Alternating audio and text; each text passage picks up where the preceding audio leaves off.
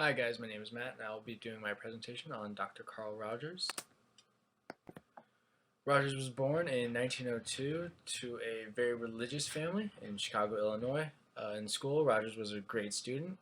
Um, Spent most of his free time reading stories of adventure and books on advanced agricultural concepts. For college, he attended the University of Wisconsin, majored in agriculture and history, but during a zealous period of his life, he dropped out to join a seminary and focus on ministry. But while in the ministry, he developed an objection to the concept of original sin, which states that all men are inherently sinful and evil. And from there, he dropped out again and enrolled in Columbia University, where he became involved in child psychology. Rogers went on to study and work under Alfred Adler and Otto Rank in areas of child development, and they helped push him towards the idea of counseling and guiding a person through their own psychological issues rather than analyzing them from a doctoral position. They also influenced him to reject the medical model, which states that a patient is sick and needs to be cured, for a growth model, and that the person just needs more understanding of themselves to continue growing rather than just going back to normal state of living.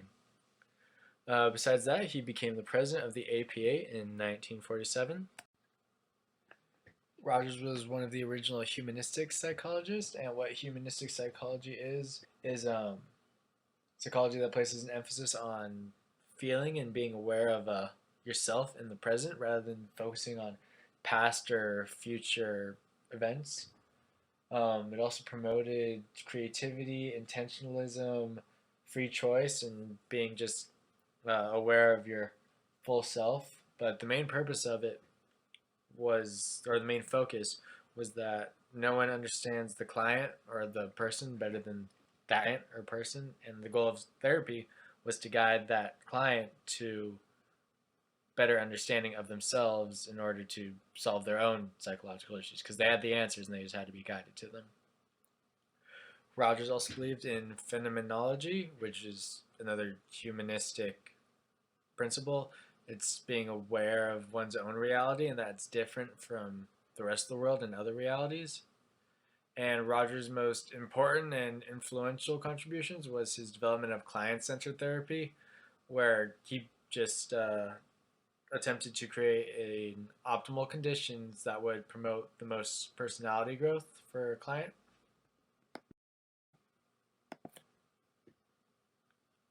Rogers believed in an organistic approach. He believed that humans as a whole are composed of a body, soul, and mind, and that they are not separable from one another. He did not make any clear discrepancies between men and women, other than the fact that different social environments can cause different psychological development. But one interesting thing that he mentioned was that on our directional life pattern, that the way that all humans are trying to go and grow, both genders are one of the goals of psychological development is reproduction. As I mentioned, Rogers grew up in a very religious Christian home, and he almost pursued a future in Christian ministry.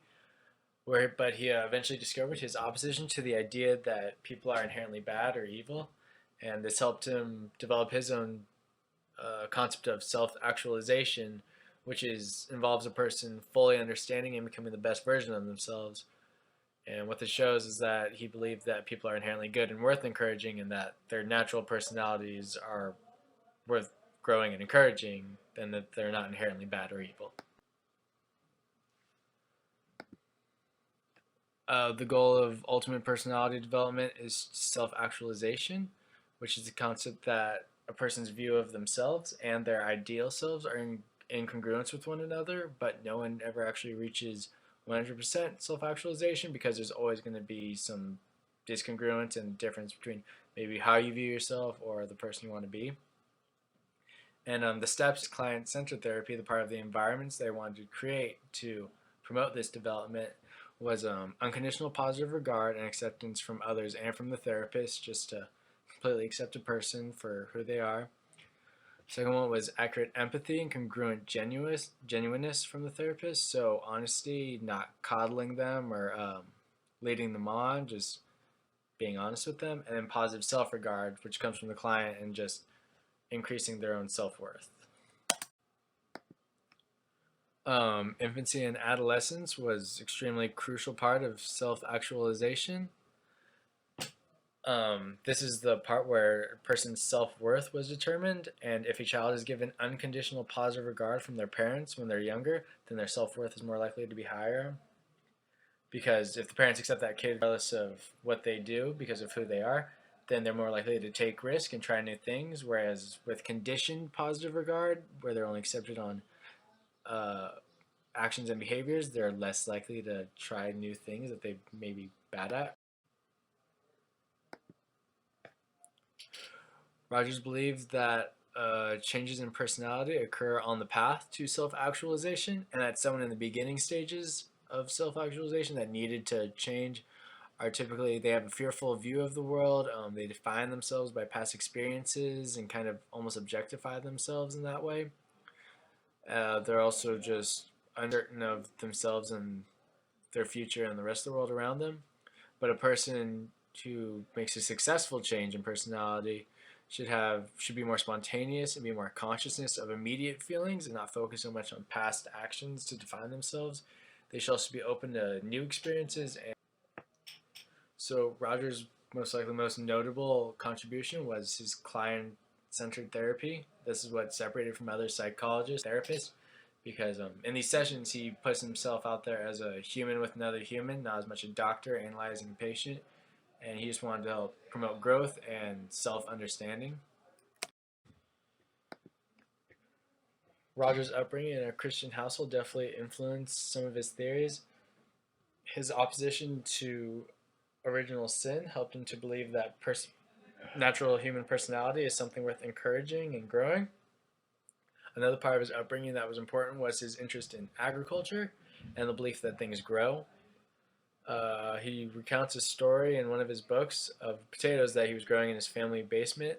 And though it was under poor conditions and the potatoes didn't grow well, they still reached toward the light of the basement window.